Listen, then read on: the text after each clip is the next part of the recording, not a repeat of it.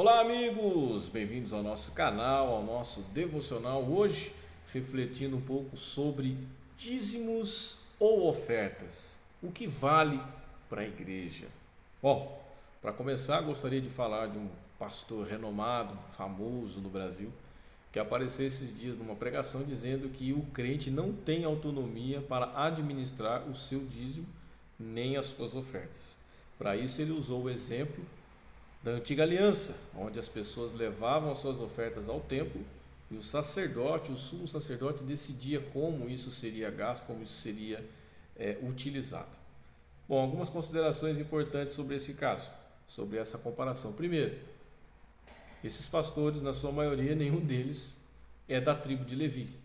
Nenhum desses pastores foram ordenados por sumos sacerdotes da antiga aliança. Nós não somos judeus, nós somos cristãos. E no Novo Testamento o dízimo é trazido como exemplo e não como regra, que fique claro. Paulo, quando vai falar em 2 Coríntios sobre ofertas, ele vai falar que cada um contribua segundo o que propôs no seu coração. A oferta precisa vir do coração e não de uma obrigação cultual. E o dízimo, eu particularmente utilizo o dízimo como referência. Se no Antigo Testamento eles davam o dízimo, que é a 10ª parte de tudo que eles tinham, de tudo que eles conseguiam, eu uso isso como referência para a minha vida. Então eu dou o dízimo. Eu vou dar o dízimo do quê? Do líquido ou do total? Fica a critério do seu coração. A Bíblia diz que cada um contribua segundo o que propôs. Se Deus tocou no seu coração para dar 10% do total, dê 10% do total. Se Deus tocou para você dar 10% do líquido, dê 10% do líquido. Agora, Deus nunca tocou no seu coração para você ser dizimista? Não, mas eu dou oferta. Então, oferte com alegria, oferte com prazer e oferte deliberadamente mesmo. Faça com abundância. Não fica medindo, dando migalhas, porque na medida que você medir, você será medido. Se você é alguém que tem prazer em abençoar, e no caso aqui financeiramente, a gente está falando de financeiro. Se você é alguém que tem prazer em abençoar a obra do Senhor, você será abençoado. A Bíblia diz que boa medida, recalcada, transbordante, deitarão sobre o vosso regaço. E a Bíblia diz também que Deus ama o que dá com alegria. Não faça isso gemendo, não faça isso por obrigação, não faça isso por constrangimento, não faça isso por medo de que Deus vá fechar as torneiras do céu sobre a sua vida, que Deus vai fechar as comportas dos céus sobre a sua vida, porque você não deu alguns reais na igreja. E uma outra coisa que eu gostaria de compartilhar com vocês é que o recurso é seu, foi Deus que te deu o recurso, você decide o que fazer com ele. Se você é alguém que congrega numa igreja, e você só congrega numa igreja que você acredita e confia no seu pastor, dê o seu dízimo lá, dê a sua oferta lá com prazer e com alegria. Se você não confia na administração do seu pastor, então não congregue nessa igreja. E se porventura você sentir um toque, um mover, um direcionamento de Deus para a sua vida, para usar o seu recurso para abençoar diretamente uma pessoa, faça. Se Deus te direcionar para fazer, mas você já deu o dízimo, faça assim mesmo. Porque melhor é dar do que receber. Se você está dando, é porque você tem condições de dar. Ao contrário daquele que está recebendo. Aquele que está recebendo é porque ele não tem condições. Então, para que você não esteja no lugar dele um dia, ou se um dia você estiver no lugar do que recebe, Deus também vai usar pessoas para darem para você o recurso que você precisar.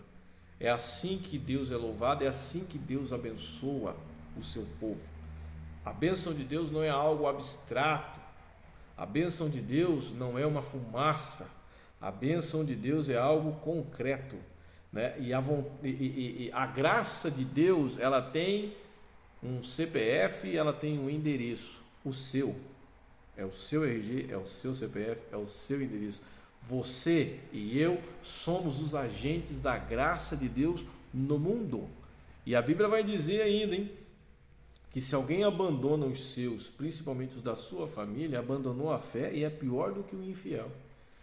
E a nossa vida também, ela não se resolve apenas com o dinheiro. Você que está no caminho do Senhor, você que foi alcançado pela graça, você que está em Cristo, sabe que para além do recurso financeiro, a igreja ela é carente de recursos de mão de obra. Ela precisa de pessoas para pregar, para cantar, para tocar, para limpar, para cuidar, para orar, para interceder, para jejuar, para guerrear, que seja para ficar na porta recepcionando as pessoas. Nós fomos chamados para servir. Só o dinheiro não basta. Se Deus fosse escolher entre a sua contribuição financeira e a sua mão de obra, Deus fica com a sua mão de obra. Ela é muito mais valiosa do que o dinheiro que você está depositando lá no gasofilaço ou fazendo Pix para a conta da sua igreja. Então, fica com essa palavra. Se você congrega numa igreja é porque você confia no seu pastor. Se você confia no seu pastor e por isso congrega, oferte com alegria, não com desconfiança nem por constrangimento. Se você não confia na administração do seu pastor, ou você o confronta e peça as contas da igreja, vai lá ver onde que está sendo empregado o dinheiro, ou você acha uma outra igreja para você congregar.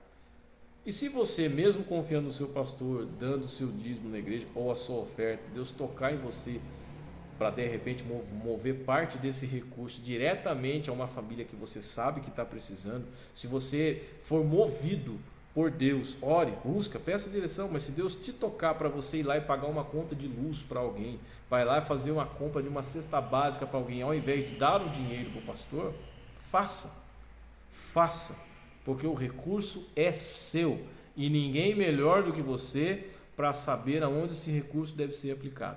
Se a tua igreja tem uma obra social presente, se a tua igreja é organizada, você chega nessa galera lá e fala, olha, tem uma família precisando desse aqui, precisando desse recurso, precisa disso, como é que faz? Se a sua igreja atender, bem, se a sua igreja não atender, pega você o seu recurso e vá atender essa pessoa, que Deus vai te abençoar.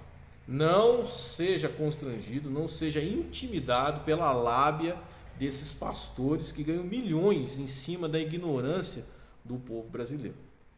Que Deus em Cristo continue te abençoando, te proveja de recursos, que prospere os teus caminhos, os teus negócios, as suas entradas e as suas saídas, que Deus amplie os teus termos, que você seja sim uma pessoa abençoada para abençoar e não retenha aquilo que Deus deu para você, não deixe de compartilhar a sua bênção, porque Deus ama o que dá com alegria, e aquele que semeia pouco, pouco se fará. Aquele que semeia muito, muito semeará. A Bíblia ainda vai dizer mais, vai dizer que aquele que abençoa um profeta recebe galardão de profeta, que até um copo com água que a gente dá na condição de servo de Deus, o Senhor levará em conta.